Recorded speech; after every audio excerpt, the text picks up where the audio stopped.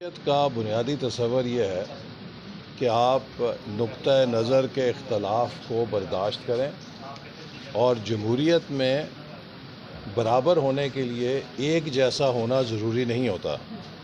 آپ اپنے اختلاف کے باوجود محب وطن ہو سکتے ہیں اور ایک جیسے پاکستانی ہو سکتے ہیں۔ بدقسمتی سے عمران خان صاحب اور ان کی جماعت نے پاکستان کی جمہوریت میں ایک ایسا کلچر فروغ دیا ہے جس کے مطابق اگر آپ ان کے ساتھی نہیں ہیں تو آپ غدار بھی ہیں، آپ چور بھی ہیں، آپ ڈاکو بھی ہیں اور آپ کی حب الوطنی بھی مشکوک ہے۔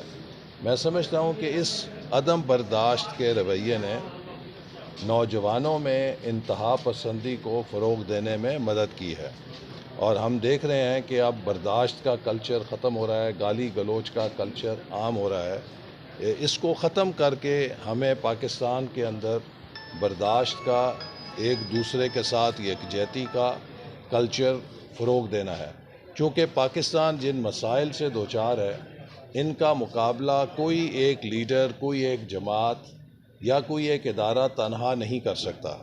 پاکستان کے مسائل سے نبٹنے کے لیے ہمیں قومی اتحاد، یکجہتی اور یگانگت کی ضرورت ہے تاکہ ہم سب ٹیم پاکستان بن کر ان چیلنجز کو شکست دے سکیں۔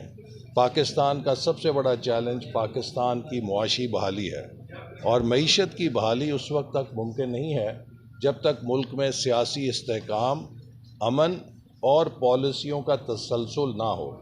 اگر ملک کے اندر مسلسل سیاسی انتشار اور فساد برپا رکھا جائے گا تو دنیا کی بہترین پالیسیاں بھی فیل ہو جائیں گی۔ تو اس لیے اب جب کہ الیکشنز ہو چکے ہیں، تحریک انصاف نے اسمبلیوں میں حلف اٹھا لیا ہے، خیبر پختونخوا میں اپنی حکومت بنا لی ہے، دیگر صوبوں میں الیکشن میں حصہ لیا اور وہاں پر اب دوسری حکومت بن گئی، تو وہ 8 فروری کے انتخابی نتائج کو تسلیم کر چکے ہیں۔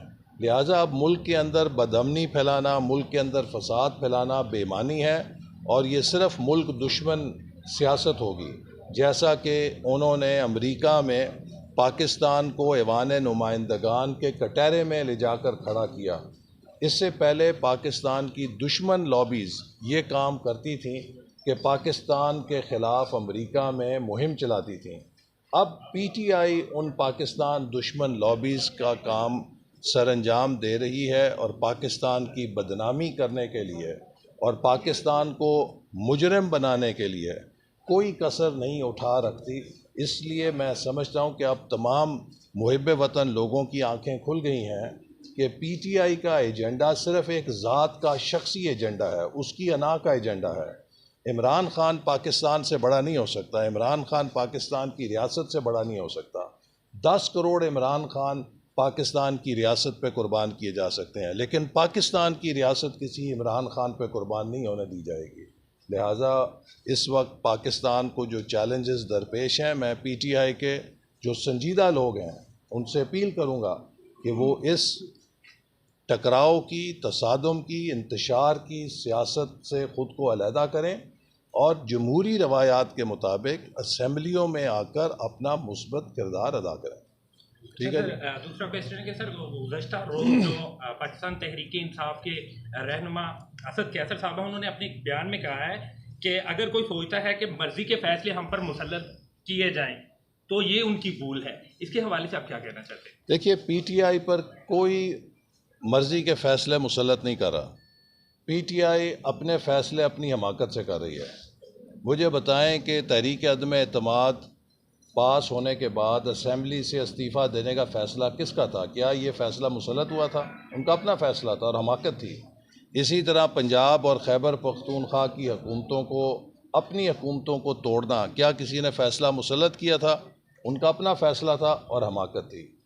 2.5 سال سے الیکشن کمیشن توجہ دلا رہا تھا کہ آپ اپنے پارٹی کے انتخابات کرائیں، وگرنہ آپ اپنی رجسٹریشن اور انتخابی نشان کھو دیں گے۔ تو 2.5 سال سے سو رہے تھے، اپنے پارٹی الیکشن نہیں کرائے اور اپنا انتخابی نشان کھو دیا۔ کیا یہ فیصلہ کسی نے مسلط کیا تھا؟ ان کا اپنی نالائکی اور نااہلی تھی، اپنی حماقت تھی۔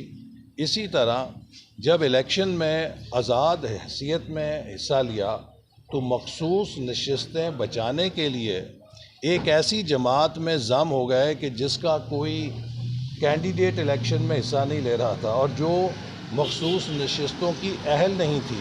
تو کیا یہ فیصلہ کسی نے مسلط کیا؟ انہوں نے اپنا فیصلہ خود کیا. اب تو پی ٹی آئی خود اپنے غلط فیصلوں کا اعتراف کر رہی ہے. تو جو غلط فیصلے خود کیے ہیں ان کا الزام آپ یہ دوسروں کو نہیں دے سکتے کہ ہم پر کسی نے فیصلہ مسلط کیا ہے. پی ٹی آئی نے اپنی حماقتوں کے ساتھ، مزید حماقتوں کے ساتھ، اپنی نااہلی کے ساتھ، اپنے غلط فیصلوں کے ساتھ خود کو اس مقام پہ پہنچایا ہے.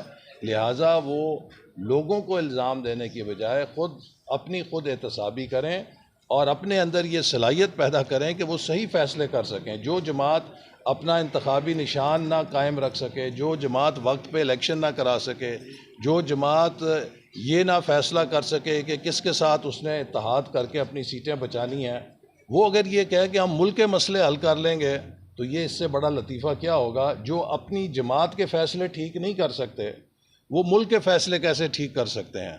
تو یہ اپنی نااہلی اور نالائکی کی الزام دوسروں کو دے کر خود بری الذمہ ہونا چاہتے ہیں. میں سمجھتا ہوں کہ اب قوم سمجھ گئی ہے کہ یہ صرف نااہلوں کا، نالائکوں کا ٹولہ ہے جس کا مقصد صرف بیرونی فنڈنگ کے ساتھ ملک کے اندر انتشار پیدا کرنا ہے. بہت شکریہ سر. بس کافی ہو.